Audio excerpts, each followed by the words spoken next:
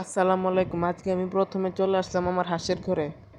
আইসা দেখছি এগুলো দাঁড়ায় রইছে, খাবার খাইতেছে না।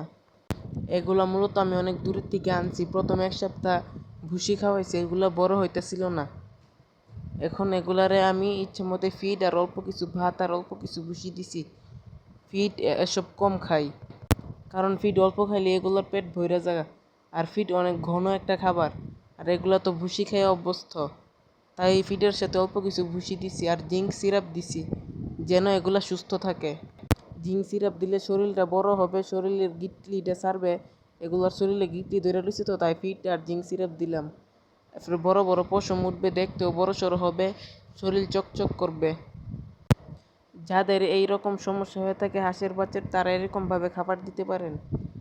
আর একবারে ছোটোর থেকে পারলে ছোটোবেলা এক সপ্তাহ ফিট খাওয়াইলে আর এই সমস্যাটা হবে না। আর জিঙ্ক সিরাপ প্রায় দিবেন। আর ঘরে বন দিয়ে দিছি, যেন এগুলো রাত্রে আরামে থাকতে পারে। আর কোনায় কানায় এগুলো ঘুমাই, যেন লেদা দিলে লেদাটা শুকাইয়া যায়। শুকাই গেলে এগুলো আরামে ঘুমাইতে পারবো। সবাই মাশাআল্লাহ বলবেন। আর এগুলোকে সাজনা পাতা খাইতে দেই, আর অল্প কিছু ছোটো ছোটো পাতলা ঘাস খাইতে দিলে অল্প অল্প খা। যারা পারেন ছোটো মাছ দিবেন এবং শামুক একবারে গুঁড়া করে দিবেন।